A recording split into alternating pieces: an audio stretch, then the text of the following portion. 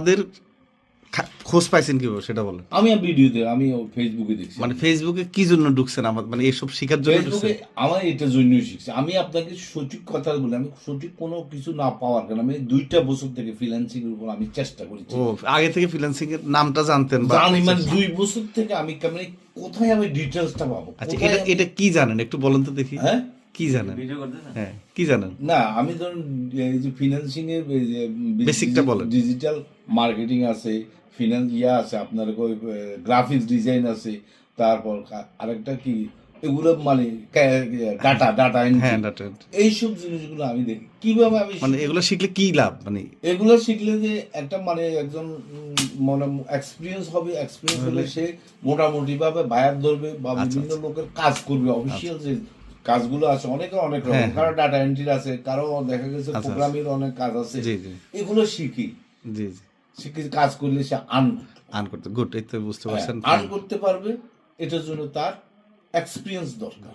তো 2 বছর ধরে তো দেখছেন, অনেক কোম্পানির ভিডিও দেখছেন, তা আমাদের এখানে কেন আসছেন, মানে আমাদেরকে চয়েস করছেন আমি কেন? আপনাকে চয়েস করছি এই কারণে, আপনার এখানে দেখার পর অনেকে দেখছি। আরেকজন আছে কি স্যার, জামাল স্যার নাকি, তো ওই সময় আমি অর্থনৈতিক অবস্থা দুর্বল ছিলাম, আচ্ছা আচ্ছা। বুঝছেন? আমি একটা চাকরি করতাম, জব করতাম অ্যাডমিন ম্যানেজার হিসেবে একটা গ্রুপের।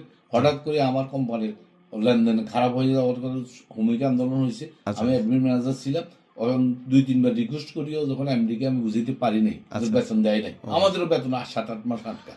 তখন বাধ্য হয়ে ওয়ার্কার আমার বলছে স্যার আর রিকোয়েস্ট নেই, 3 বার রিকোয়েস্ট করছেন রাখছি, এবার আমরা যা ইচ্ছা। এরপরে আমি জিদ করে চাকরি ছেড়ে দিচ্ছি। চাকরি ছেড়ে দিয়ে এরপরে আমি একটা ডুয়েটের সামনে একটা আপনার দিছিলাম, এই চাইনিজ দেওয়াতে দেখা গেছে 3 মাস মোটামুটি আমি একটু রানিং করছি। রানিং করার পর ওই দিকে দিয়ে বলছে যে রোড ভাঙবে, মার্কেট ভাঙা পড়বে, আপনার অর্ডিন্যান্স ফ্যাক্টরিগুলো। তখন আমি ছেড়ে দিয়ে আমি আবার ময়মনসিংহ সিং গেছি। ময়মনসিংহ সিং যে শৈল মাছ এবং আপনার হাঁস ব্যবসা প্রজেক্ট করছি। আচ্ছা, এখন হাঁসগুলো এমন অবস্থা 1 মাস 2 মাস পরে ডিম পাইবো, 1-1.5 মাস পরে। শৈল মাছগুলো 1-1.5 মাস পরে 700-800 গ্রাম হবে, 400 গ্রাম 450 গ্রাম হয়েছে। এমন সময় করোনা খাদ্য নাই, আমরা এগুলো লস প্রজেক্ট।